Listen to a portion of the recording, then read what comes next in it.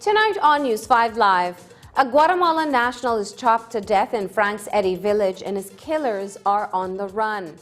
Mario Hueso is charged with 2 counts of murder for the brutal stabbing of his mother and father in Orange Walk town. 3 weeks after being kidnapped, shot and left for dead, shooting victim Richard O'Neill succumbs. Over 900 families receive hampers from the Salvation Army just in time for Christmas. Details of these stories and more coming up in tonight's newscast. Belize Bank's Christmas Flexi Loans are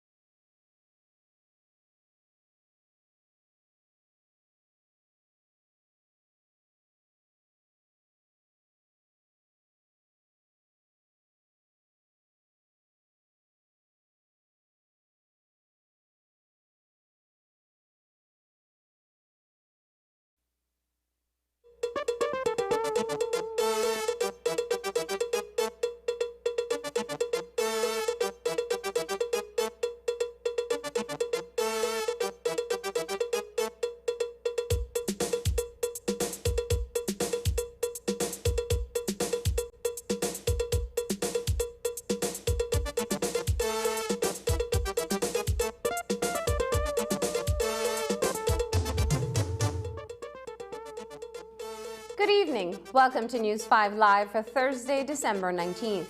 I am Marlene Cuellar. There have been 8 murders in 1 week. The most recent is Guatemala national who was chopped to death inside his house in Frank's Eddy village in the Belize district. And his 17-year-old common-law wife believes it was triggered by jealousy. 2 men showed up at the house of the victim, Ephraim Koch, after 10 o'clock. When he did not open, they forced themselves inside, and in the mayhem that ensued, Koch was chopped multiple times. He died on the spot. His common-law wife recognized the men from a previous incident in which she was threatened with rape. News 5's Isani Caetano reports. A deadly chopping incident in Frank's Eddy village took place on Wednesday night, sometime after 10 p.m. The fatal attack, during which 39-year-old David Ephraim Koch was hacked to death by a pair of men, is believed to have been the result of a previous altercation back in October. Police say they were summoned to a residence along the Dark Knight Road, approximately 2 miles off the George Price Highway, where they observed the Guatemala national bleeding profusely from multiple chop wounds to the right side of the head, right arm, and back. Information revealed that he was at home when a male person came there and called out for him. He came outside, and an argument was overheard between him and that person. Thereafter, he was chopped and succumbed to his injuries. According to a police report, 33-year-old Guillermo Sarabia Cal and another individual identified only as Polanco visited Koch's home armed with machetes and proceeded to break down his door. When Koch came out to see what the commotion was about, he was met by the pair who got into a fight with him. We are not sure what the argument was about. Sir, with this person, has there been any reports to police that maybe these 2 people have had prior disputes or issues? No, we had no reports. We are seeking 1 person in connection to this Do they murder. know each other, sir? The information is, yes, that they had known each other. Earlier today in Belmopan, Evelyn Garcia, the common-law wife of David Koch, spoke briefly with the media, explaining what transpired at their home on Wednesday night and what precipitated the deadly attack on her husband. No sé por qué fue, porque mi esposo bien tranquilo estaba, me dijo, ay, déjalo vieja, me dijo, yo no me quiero meter porque tengo mi nena, me dijo todavía. Yo sí, mi viejo, le dije yo sí, pero no sé por qué fue, Okay. no doy.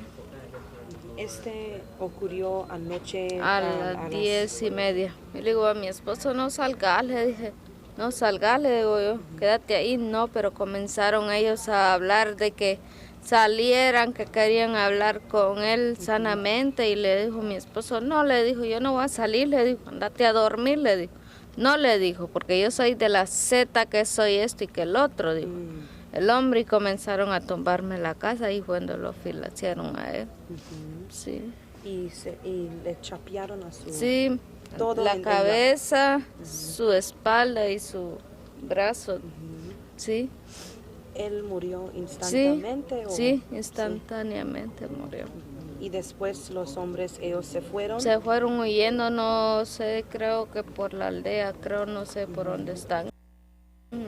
Y le decía a mi esposo, déjame entrar porque voy a beberle los hígados a tu mujer, le dijo, de ahí te la dejo, le dije, sí, sí. The motive, we understand, may have been jealousy, as the incident that preceded the fatal chopping is said to have involved Sarabia's 17-year-old common-law wife. La quisieron intentar violar, pero mi esposo la defendió y a mí también. Oh, no sé qué pasó, drogados estaban los hombres y bien borrachos, no sé qué clase de marihuana o cocaína se hartaron, no sé. Cuéntanos más de su esposo, qué tipo de persona fue él y... Pues él no se metía con nadie, él de su trabajo a su casa, así era, él no se metía con ninguna persona, nada. ¿Cuántos años tenía tu esposo? Él 39 años. 39. ¿Y hijos cuántos? Una hijos? niña de 10 años. Reporting for News 5, I am Isani Cayetano. Mario Hueso has been charged with 2 counts of murder. Hueso stands accused of callously killing his parents, Rafael and Nancy Hueso, whose bodies were discovered on Monday morning. They lay dead inside their Orange Walk townhouse on Stadium Street. The 30-year-old appeared before Magistrate Patricia Arana today, where he was arraigned for 2 counts of murder. He was remanded to prison until February 12, 2020. During the arraignment, Magistrate Arana also ordered that he undergo a psychiatric evaluation. The incident has shocked the Orange Walk community, and following the news of their murder, information suggests that Mario Hueso has been battling with mental illness. Reports also indicate that in recent days, the father had told some friends that his son had been behaving more aggressively than usual and expressed fear for his safety around him. Soon after the gruesome discovery by another son, a manhunt for Mario was launched, which led police to Independence Village on Wednesday when he was caught trying to flee in his parents' vehicle. He resisted arrest, but officers managed to subdue him. Mario remains in detention tonight, and investigators are working on establishing a motive since all the evidence collected leads them to Mario. He was located down south, and as a result, he was detained and escorted to Orange Walk. And based on the evidence gathered, he has now been charged with the 2 counts of murder. We understand that he was resisting when he was first intercepted. Yes, there was an incident that happened when he was detained. Sir, do investigators know what happened to cause a son to kill both of his parents? We are still working on that to determine what actually transpired, which led to that double murder. Sir, does the investigation is leading to investigators just think that he may have been under the influence of some type of drug? Again, the evidence showed that he committed these murders, so he was charged with not. He was apprehended thereafter, so we cannot tell. We have heard reports as well that before his detention that he robbed a store. I cannot confirm. Shooting victim Richard O'Neill from Ordonez Street in Belize City succumbed while undergoing treatment at the KHMH. O'Neill was abducted on November 26 in Belize City and taken to an area along the Boom Hattieville Road where he was shot multiple times. The gunman left him for dead, but O'Neill survived, getting assistance from residents in the area. Police believe that the shooter was Eldon Flowers, who was charged with attempted murder. With O'Neill's passing, the charge is expected to be upgraded. After being hospitalized for several weeks, he passed away yesterday while receiving treatment at the Calhusa Memorial Hospital.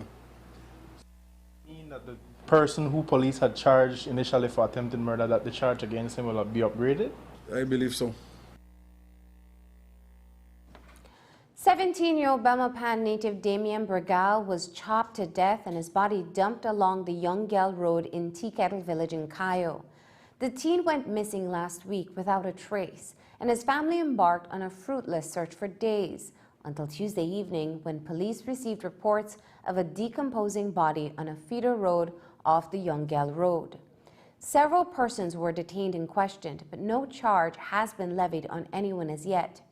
Tonight, a $2,000 reward is being offered for information that can assist the investigation. Deputy Head of the National Crime Investigation Branch, Senior Superintendent Alberto Romero, provided an update. The body of Damien Bergal was discovered with chop wound injuries, decomposed. A post-mortem examination has been conducted, and an investigation has commenced into this matter. Has the post-mortem revealed how long he may have been killed, sir? How long he was dead? That was not revealed. We just have the cause of death. The persons interviewed, sir, do investigators are treating them as suspects? Several persons were detained as suspects, persons of interest. As well, several other persons have been interviewed in regards to this investigation. Any motive so far? No, we do not have a motive. So was Mr. Bradal known to police? Yes, he was known to police. The murder investigation into the brutal slaying of Densmore Bowman remains open. His decomposing body was discovered on Monday along mile 24 on the George Price Highway. The Belmopan resident went missing for more than 2 weeks and was last seen socializing with some friends in Roaring Creek Village. Surveillance cameras captured Bowman getting into a vehicle, and he was never seen again. His family figured something had happened to Bowman since he missed his sister's birthday the following day. The Bowman family, assisted by friends, embarked on several searches along the stretch of highway, and it wasn't until Monday morning that his mother found his phone, slippers, and a strand of his dreadlocks. Bowman had been chopped to death, and his family believes that his friends did it. They say they have information and evidence that can lead to an arrest, but investigators say there is no development in the case as yet. Yeah, no development in that case. So the family is saying that they have provided information and evidence to investigators leading to his friends, and police have yet to charge anyone with his murder. Yeah, that is an ongoing investigation, but at this time we have been unable to charge anyone. Coming up, a scary home invasion in Orange Walk, and Cameron Harris will be home for the holidays after he's acquitted of murder.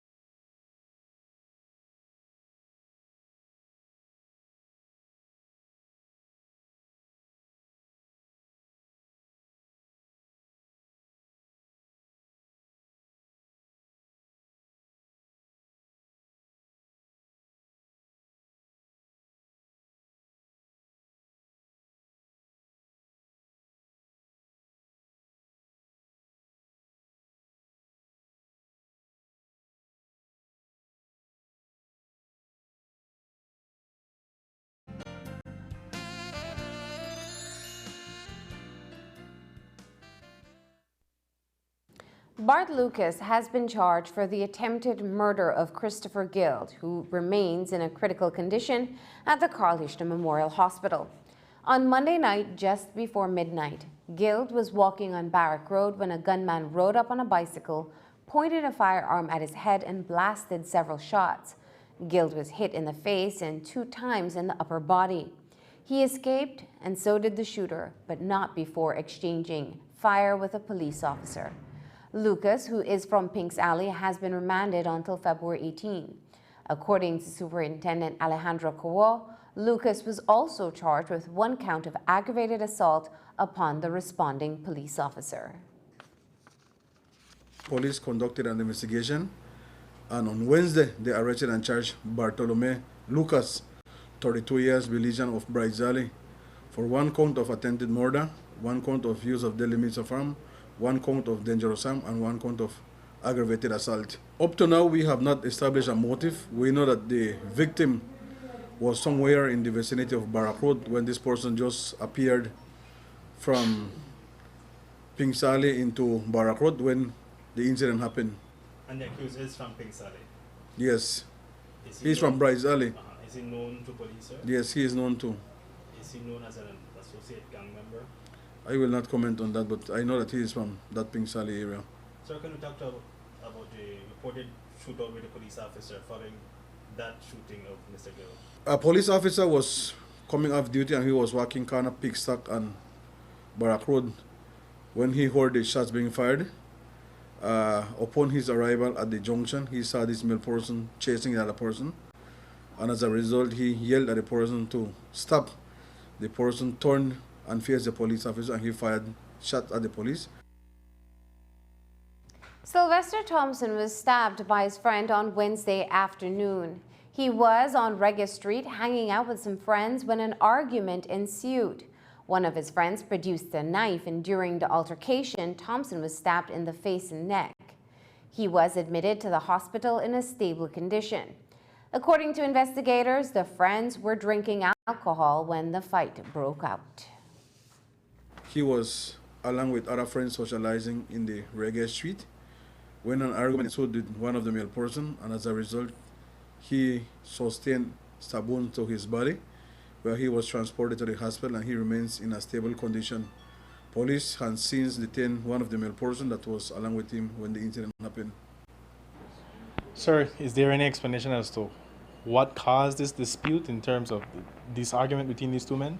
What you understand is just apparently after they were socializing, something was just said to one another, and that's what has caused the fight that they had.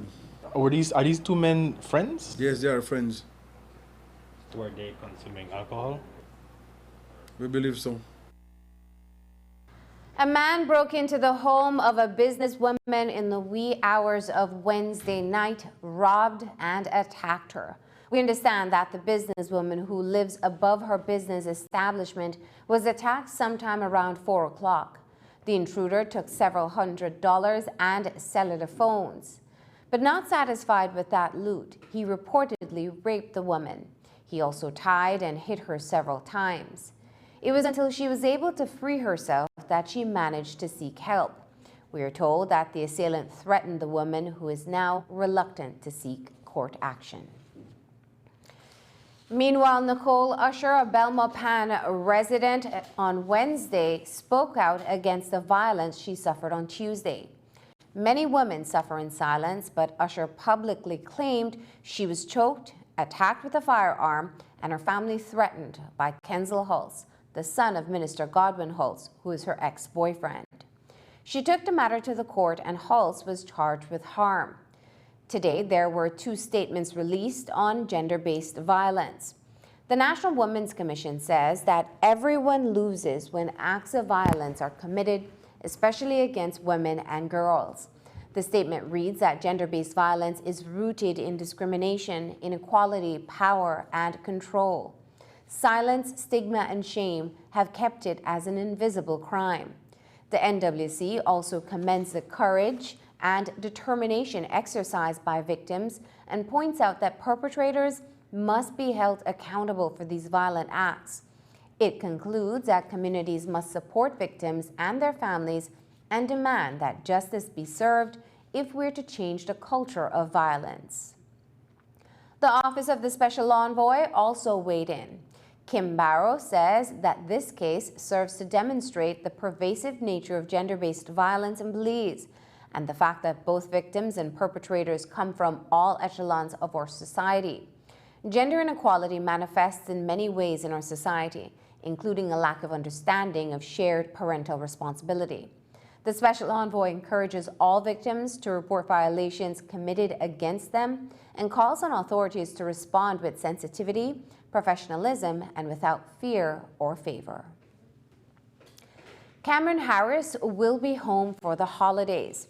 This morning, his murder trial ended in his acquittal when Justice Colin Williams upheld a no-case submission. Harris and his brother, Lenford Harris Jr., were charged with the murder of Nelson Zelaya in 2016.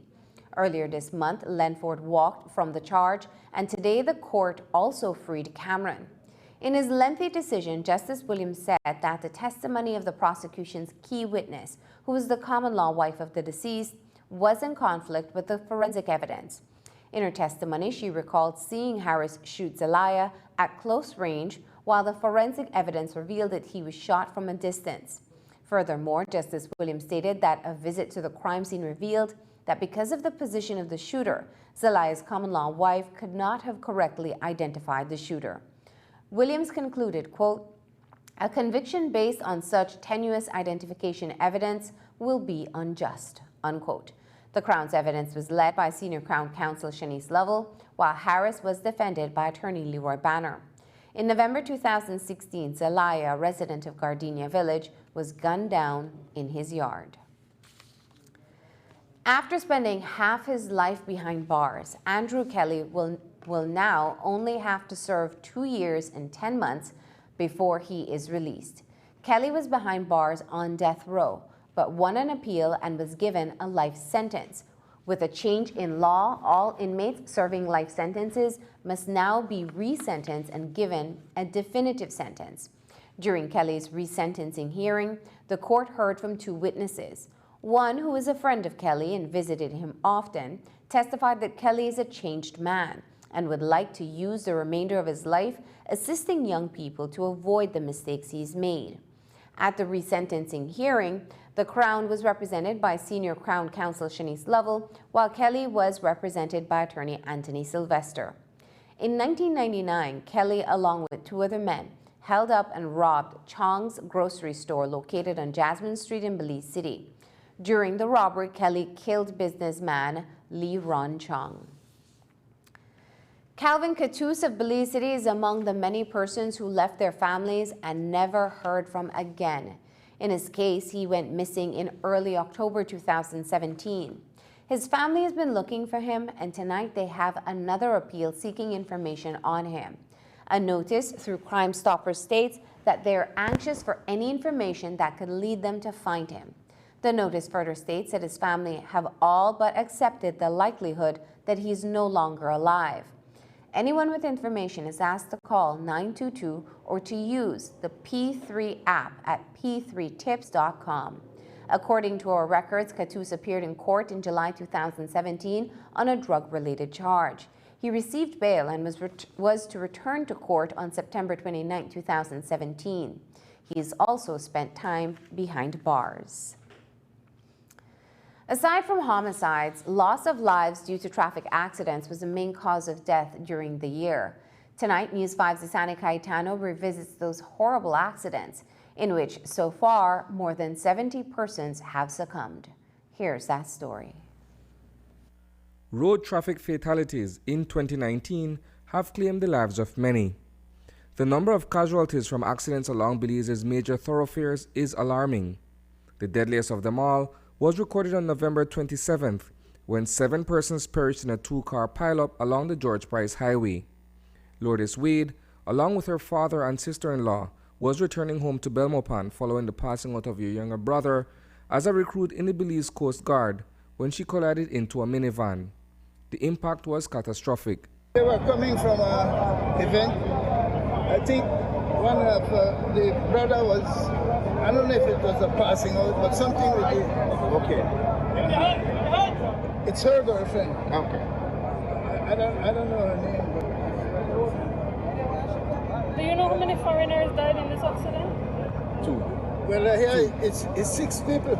So 3 of them there, and maybe 3 from the bus. 6 people was in 4 Belizean and 2 foreigners. 3 from the vehicle, the red vehicle, and the bus.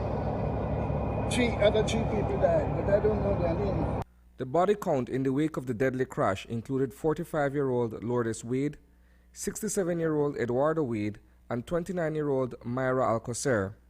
From the other vehicle, 4 persons perished, including the driver of the vehicle, well-known tour guide Errol Belial. On July 29th, 4 passengers traveling in a Toyota Camry died on impact when the vehicle collided into a lamppost on the Philip Goldson Highway not far from the Halover Bridge. Police responded to a fatal traffic accident between miles 6 and 7 on the Philip Goldson Highway, where upon arrival they observed 2 bodies on the middle of the highway, and one was beside a vehicle and another one was in some bushes not far from the vehicle. 22-year-old Leith Bermudez and Malaysia Gill, 21-year-old Gian Martinez, and 18-year-old DeAndre Lam all lost their lives after an evening of socializing on that fateful Sunday. The frequency as well as the number of fatalities is very troubling. Motorists are seemingly not as mindful as they ought to be when traversing these stretches of road. This past weekend alone, 3 others perished in separate RTAs across the country, including 22-year-old Jamie Enrique Williams, who was flung out of a sports utility vehicle when it crashed into a lamppost in Santa Elena. What was gathered so far is that Jamie Williams was coming from the direction of San Ignacio into Santa Elena, where he apparently lost control of the vehicle and crashed into a lamppost, where he was flung from the vehicle, causing his injuries and the extensive damage to the vehicle. He passed away. Yes, he did. Is there any information that alcohol may have been involved? At this point in time, we do not know, but that will be determined at the post-mortem, where blood will be extracted from him to determine that. At the end of November, Commissioner of Police Chester Williams commented on the spike in fatal RTAs and also mentioned that there will be a campaign launched by the police department to enforce traffic laws along the highways. We're seeing that the traffic fatalities on our highways are becoming more and more prevalent. It may have a lot to do with the improve on the highways and drivers driving in such a way that they're not paying as much due care as they should. We will be embarking on a campaign starting today where we will have enforcement on the highways. We do believe that the time has come that we need to go back and play a more active role in traffic enforcement. The aggregate number of fatal road traffic accidents this year exceeds 70. The effectiveness of the department's campaign is yet to be measured. Reporting for News 5, I'm Isana Cayetano. After the break, it's the season for giving. We head to Cayo, where families are treated to Christmas goodies.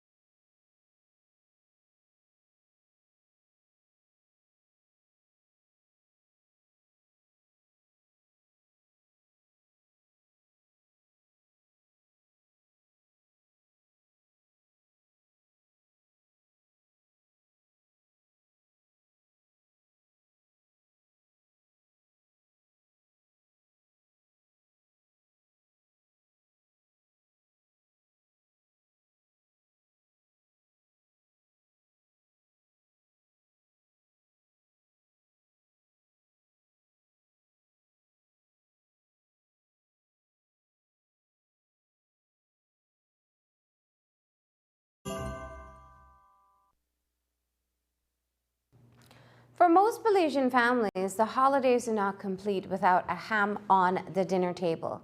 And with Christmas just a few days away, many shoppers haven't bought their hams as yet. While many see the imported hams as an affordable option, there are local brands that serve up quality at competitive prices. Today we headed west to find out more about the local hams at Running W brand meats. Here's that report. For most Belizean families, a ham is a staple during the Christmas holidays. Selecting a ham varies in cost and quality, among other factors. While there are large quantities of imported hams on the market, there are quality local brands that are still affordable and some may say even tastier, like the locally made hams at Running W brand meats. We take pride that we're 100% Belizean and that we produce a product that's, I would say, par to none.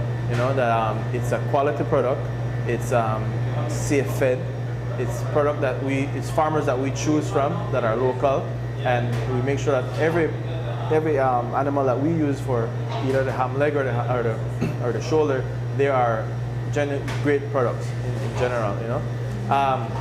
And we take a lot of pride in that and selecting that. We have a on-site Baja inspector whenever we process any of the animals. Terence Rayburn of Running W brand meats says that the hams produced come from quality animals and are processed for you to enjoy the flavor and quality. No preservatives. Our ham is not pumped with water. It is pumped with a brine, and of course that's a secret ingredient that we use, but it's not oversaturated with the water. So when you cook it, you get meat. You don't get, it doesn't water down, it doesn't cook out.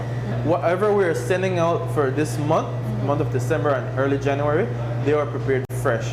The brining process and even the smoking process, they were prepared fresh. So you're getting a really, really good processed meat that's not been sitting in the freezer for a very long time. You get that smoky flavor. It's not. Growing up, I used to find local ham used to be very salty, and used to hear, oh, you have to boil it and stuff like that. But now, the way we produce our hams, it's not that salty. It's not that high in salt content, so it's a really great product. Running W brand sells both the leg and picnic. Once you've selected your cut, you can use your own recipe to prepare your ham, or you can try out Running W's recipe that includes red wine, mustard, pineapple juice, and brown sugar. The leg is a bigger cut of the ham, so usually when customers come in, they would ask that, you know, if we could cut it in half for them, and we do that here for them. The shoulder, the picnic, which is a really nice cut from the animal, is really great for consumption, and we're doing really well with that this year. The guys who prepare it inside take their time with each product and to make sure that the customer get a quality meat, a quality cut of meat. I'm a big believer in supporting local, so I would say yes. Our hams are, the shoulders are $6.50 right now, and the legs are $7. So I mean, you can't beat that. While the quality and price may determine if you choose a local or imported ham, Running W wants you to remember that choosing local also helps local businesses and our economy. Just to encourage Belizeans, it's that time of year, and you know, choose local, buy local, and support your local economy, and you know, it goes a long way. If you're still deciding where to get your ham, Running W brand will be selling at competitive prices out at the Michael Finnegan Market in Belize City on Saturday. If you're a last-minute shopper, they want you to know that the headquarters on George Price Highway will be open up until 2 p.m. on the 24th. Reporting for News 5, I'm Andrea Polanco. And in the spirit of Christmas and hams, the Running W is also reaching out to 12 needy families this holiday season. PR rep Terence Rayburn tells us more about this. We launched this initiative about a couple of weeks ago, and we had a tremendous outpouring of the community. We call it Nominate a Needy Neighbor, and we've had like up to 60 letters that came in from people from Belize City all the way to Punta Gorda. So this week, today we started sending out the packages for those families who were in need, and man, there were some tearjerkers there, you know, but we did our best. We gave 12 families this year they received, and hopefully next year we can do bigger. We want to thank Grace Kennedy Belize and Racino's Imports for partnering with us this year to make it a success. Talk to us about the baskets. What are they getting for Christmas? The baskets have a ton of products from Grace, and also a ton of products from Racina's, and even quality ham from Running Double Meat. So it's a real Christmas dinner, Belizean style, you can make with it. And for the rest of the public, Running W is also giving away quality meats in its social media 12 Days of Christmas competition. There's still a few days left if you want to win one of the prizes, and you can find them on Facebook. When we come back, tips to keep safe during the holidays.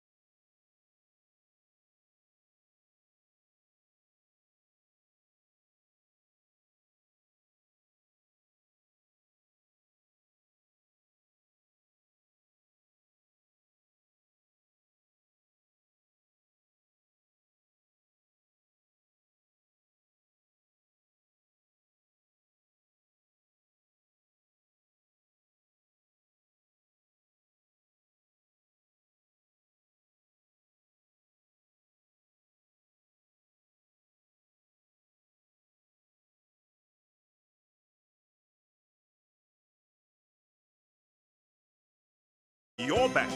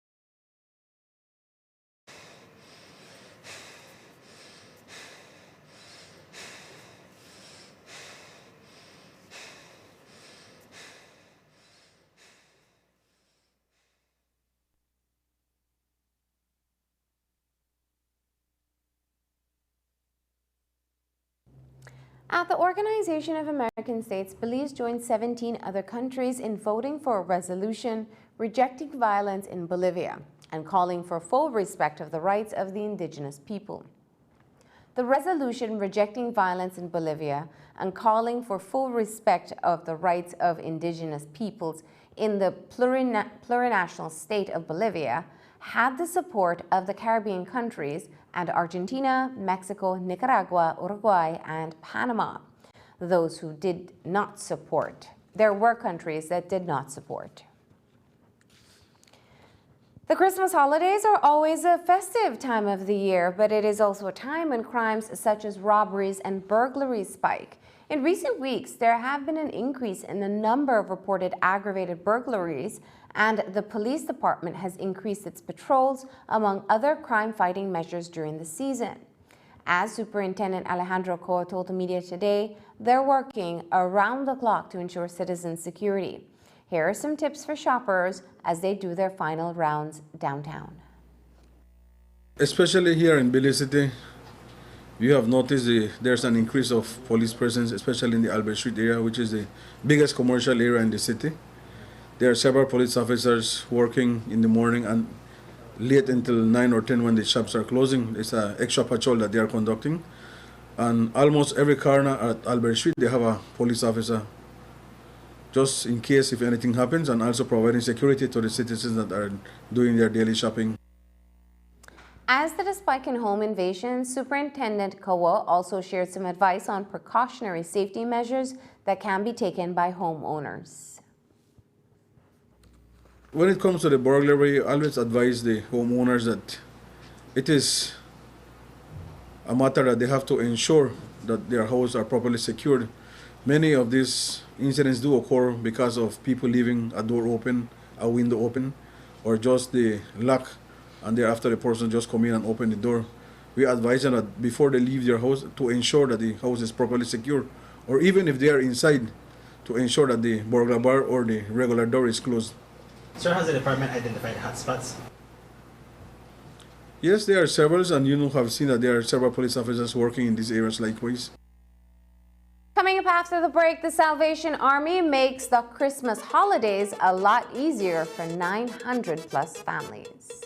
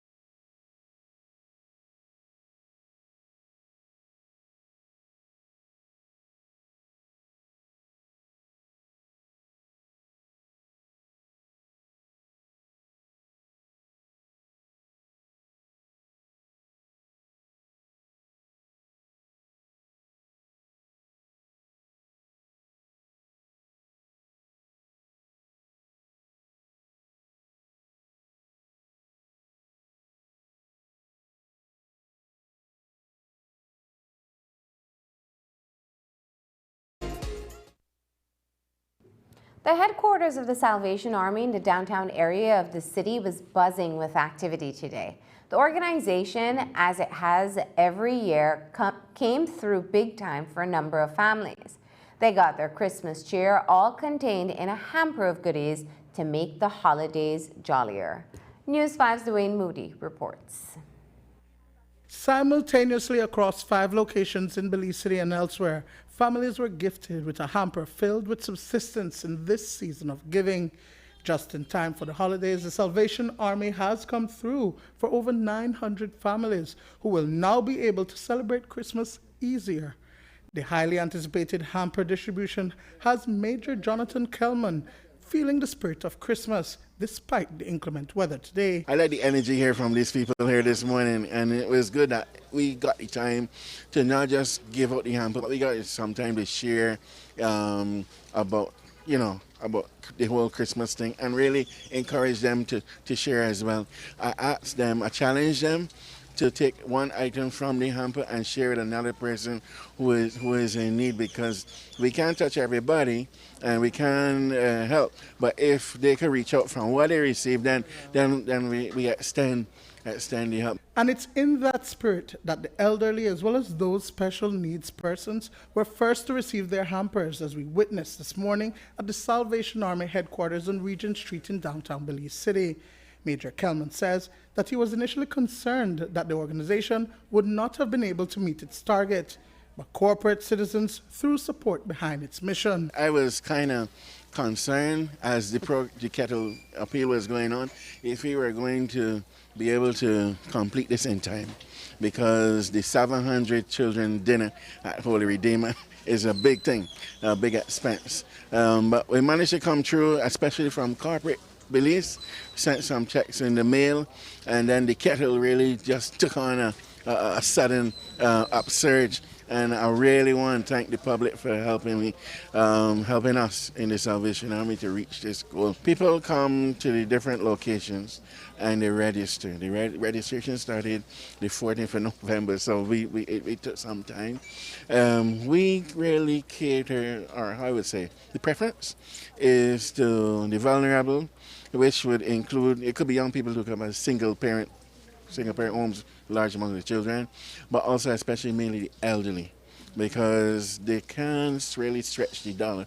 So if we could give them something that will last them some food supplies for 2 weeks. Originally the Kettle thing was just for one meal when it started many years ago, but now in the package you can actually cook some stuff in there for like at least a week into 2 weeks. The recipients were overwhelmed by the donation. But having been on the ground this year, Kelman says that there is more to be done to help Belizeans who seem to need a listening ear. Since we launched the Kettle, I've been talking to a lot of people face to face on the street.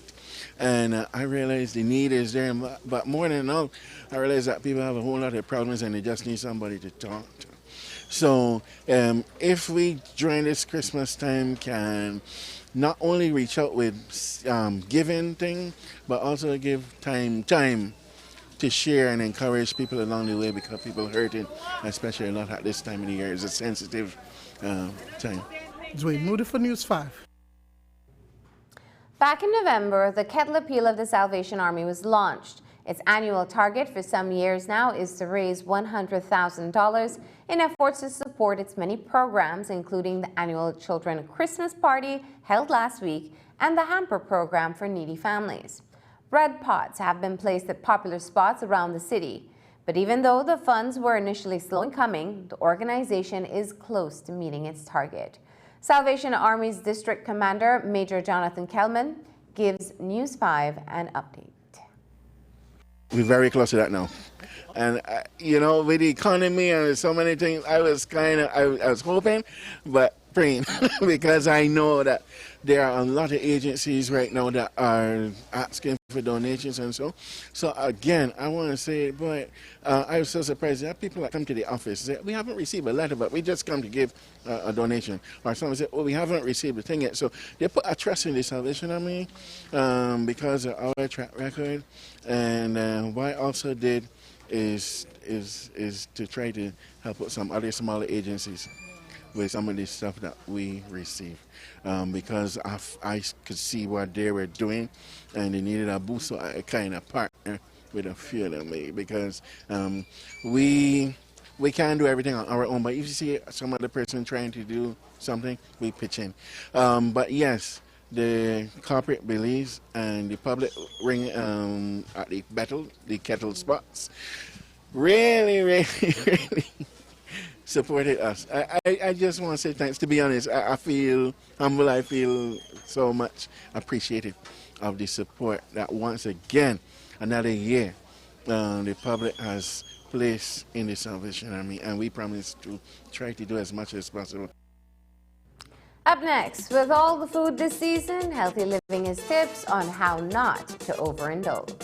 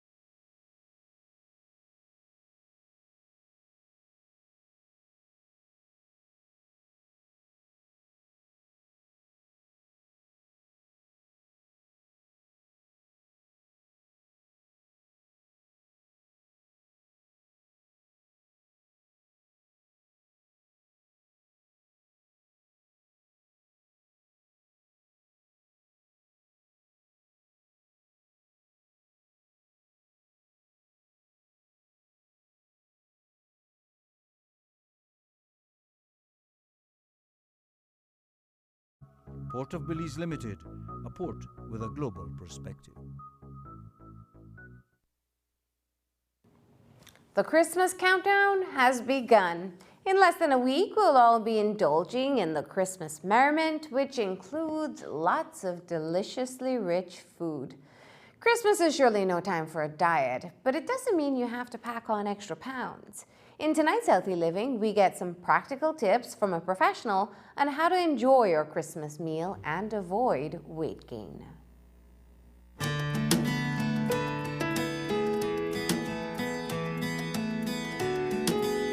A good Belizean Christmas dinner will have a healthy serving of rice and beans, baked turkey, pineapple glazed ham, potato salad, stuffing, some cranberry, or even fried plantain. It's a combination of flavor that is synonymous with the season.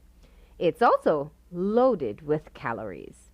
We're talking about up to 3,000 calories if you're including dessert and the full meal, and a soft drink.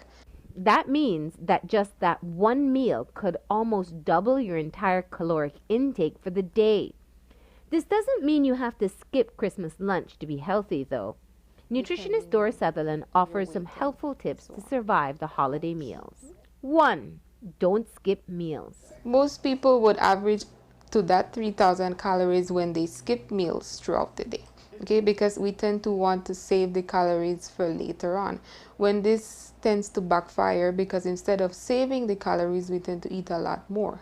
Okay, the longer we go without eating, the more our appetite increases, the more our hunger level increases, and the more is our appetite towards starchy food or sugary foods. 2. Don't plan for a January diet. You don't want to plan to go on a diet immediately after, because the minute we plan to go on a diet immediately after, this gives us or allows us to eat a lot more during this time. So maybe if you start cutting down your portions from today, then it's not going to be too difficult for you when you're actually in the time to lose the weight. So do not plan it, start to make the changes now. 3. Pay attention to portions. How much do you serve? When it comes to portion sizes, you always want to go for the leaner parts of the meat. The good thing is that turkey is considered a lean meat, and it is a good source of protein that you can serve in your plate. You may want to go slow on the starch, meaning that you don't want to overdo on the portions of rice or the portions of potatoes or the portions of bread. You always want to include a serving of salad in your meal, and maybe even start with that serving of salad. Okay. Ham tends to be a little bit more on the unhealthy side, but you can still consume the ham. Just try to trim the fat from it before you have it. What concerns me the most about the meal is not that you're having your Christmas dinner, but that you repeat it too often, meaning that sometimes we won't eat it just one time, but we would probably end up eating the same portions and the same type of food for the rest of the year. And studies have found that when you're having a high caloric meal for a repetitive time for up to 1 or 2 weeks, you can easily gain between 5 to 10 pounds. Sutherland suggests making healthier meals with the leftovers so as not to repeat the calorie-heavy Christmas dish. So there is no need to be hard on yourself about your Christmas lunch or dinner, as long as you get back on track right after. One night will not affect your weight or your dietary habit, but if you continue with the same habit, it could make you easily fall off track.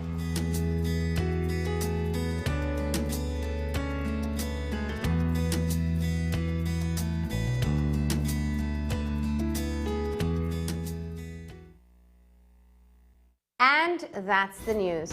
Don't forget that tonight's broadcast is available in both text and streaming video at channel5belize.com.